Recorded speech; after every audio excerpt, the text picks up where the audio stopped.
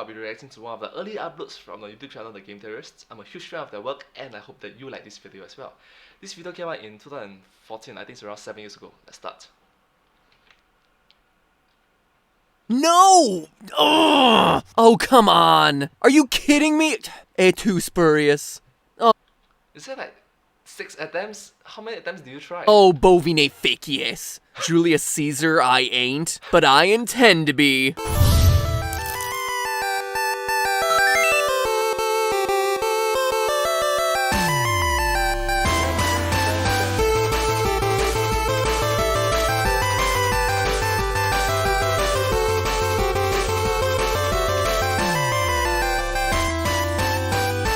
Hello, Internet.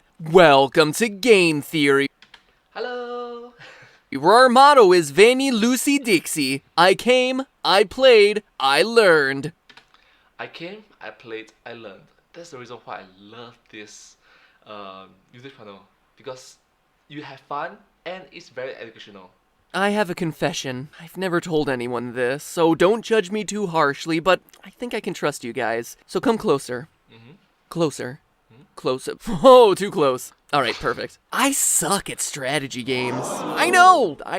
I'm ashamed to admit it. Seriously, I may be a smart guy, but for whatever reason, they don't click with me. I mean, just because I didn't advance to the nuclear age first doesn't mean I should have to lose an hour's worth of wood farming again, Age of Empires. Hey, I'm just trying to erect a granary over here, okay? But I'm also not the type to just admit defeat, especially when I see mobile strategy games like Clash of Clans being all the rage, and with preteens. Seriously, these kids are like the Rain Men of base building, and I refuse.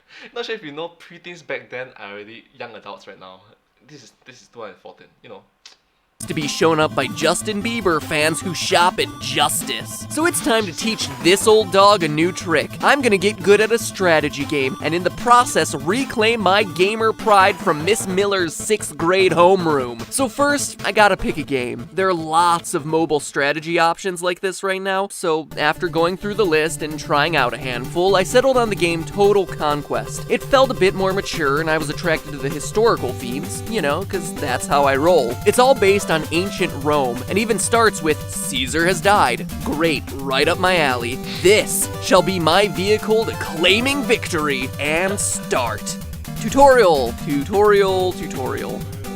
Alright, battle ready. Let's go beat some 11-year-olds in a game of strategic screen tapping.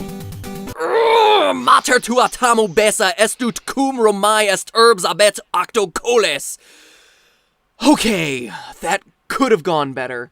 Wow, that joke is not in English.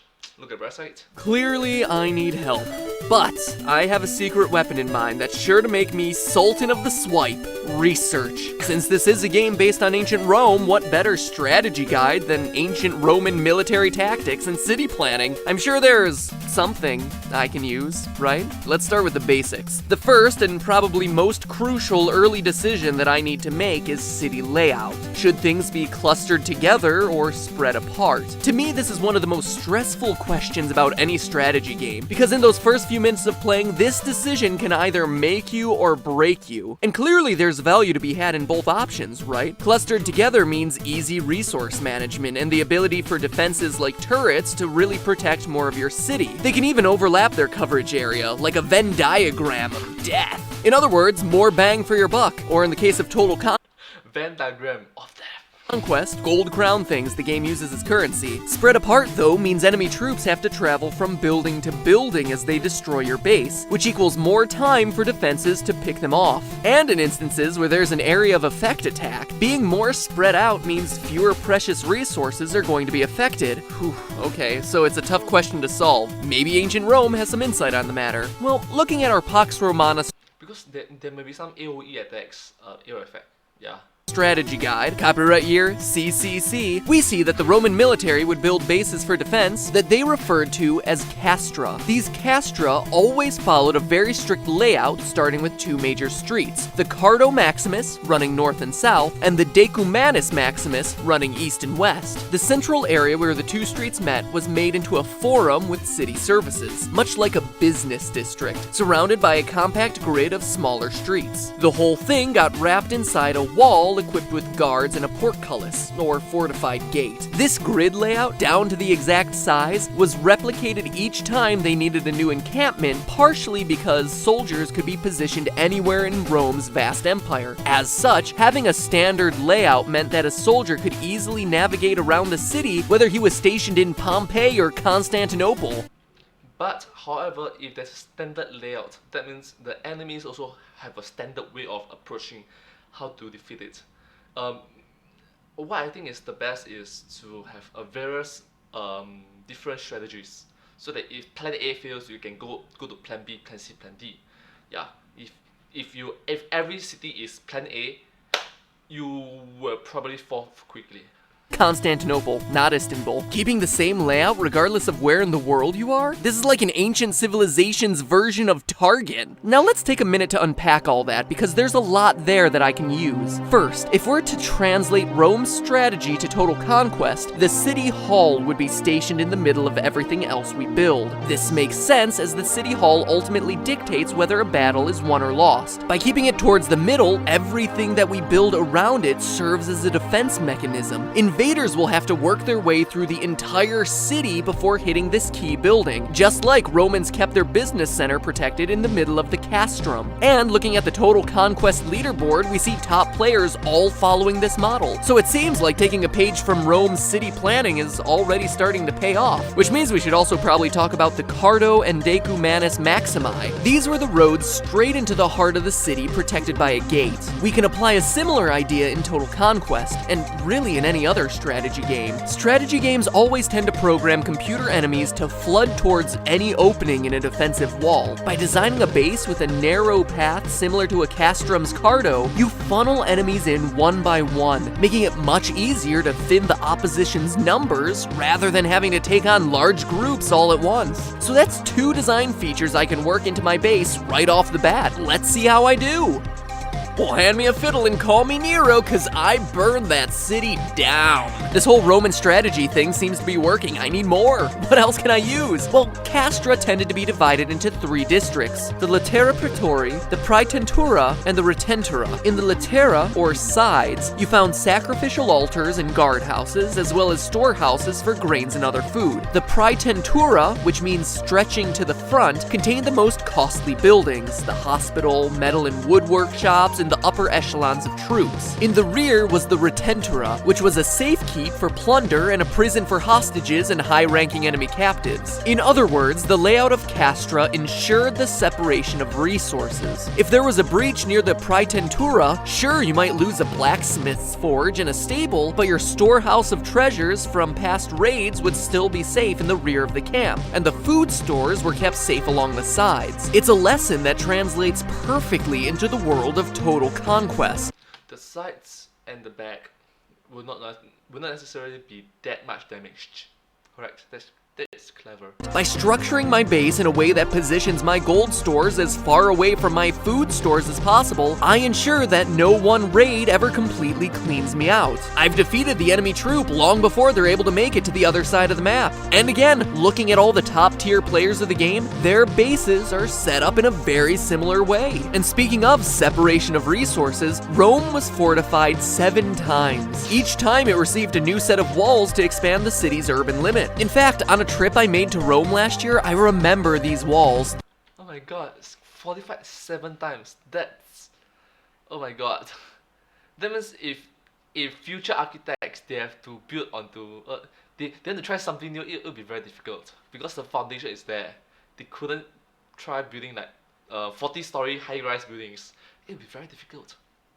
They were intense, and despite being built in 500 AD, they still stand today. So not only were resources spatially separated, they were also mechanically separated. Walls buy you time. Couple that with strategic watchtowers that can pick off enemies as they literally bang their heads against a wall, and you have reached QED, quite an effective defense. For me, I tend to be a resource hoarder. I have a really hard time spending, well, anything in any game, honestly. If I have 999 rupees in a Zelda game, I'm still hesitant about spending 10 on arrows or a new set of bombs. But the thing for me to remember here is that the walls in Rome are still standing today. Those walls were a long-term investment. The soldiers aren't standing today, meaning that in Total Conquest, I need to budget more funds to wall defenses and less to manpower. So, moral of the story, separate as much as you can with additional layers of walls. Forget the college fund,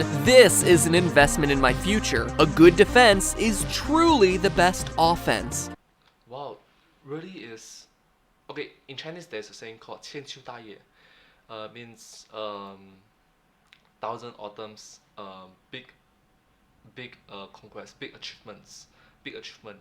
That means this thing that I achieved, this thing that I built can last for 1,000 years because a thousand autumns is 1,000 seasons. 1,000 seasons is 1,000 years. 1,000 of that season is 1,000 years.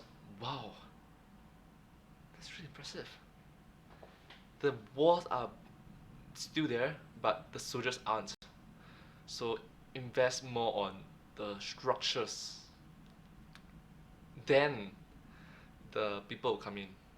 I think that's what you're trying to say, right? Anyway, let's continue. That's very educational.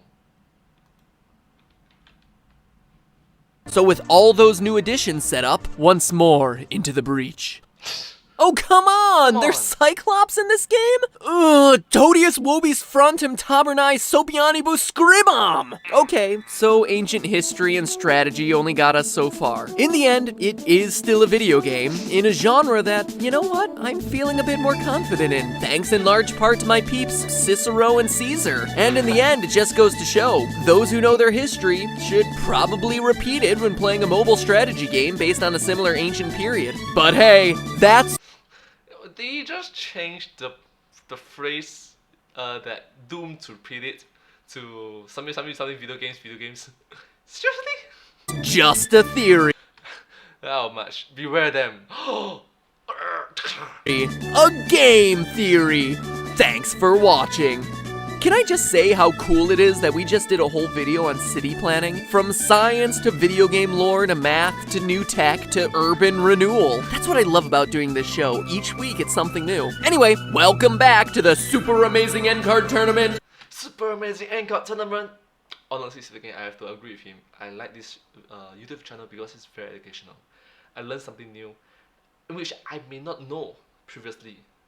Where last time, in a less than shocking turn of events, you selected Minecraft Creeper Explosions as an upcoming episode, so expect that to happen sometime in June. Today, something pretty exciting. I'm gonna be in a video game. The game Pop-Up Dungeon successfully raised enough money for their Kickstarter, and yours truly will be a character. It's pretty awesome, actually. When they reached out to me, I was incredibly flattered. So this week, you're going to help me decide what power I should have. Basically, anything's within limits. So here are two options I had in mind. One, the barrel roll, which actually shoots a wave of energy out in front of me in a true barrel roll pattern. Or two, the theorist fist, a callback to our old video on the pewds. So those were two options I Bro fist, tears fist. came up with. Click on the one you like better, or in the comments, write what power you think I should have. Based on your votes and suggestions, I'll come up with a few to actually put in the game. It's pretty awesome, right? This is your chance to actually affect a video game. So I'm really excited. But in the meantime, if you'll excuse me, I have a castrum to rebuild and a cyclops with my name on it.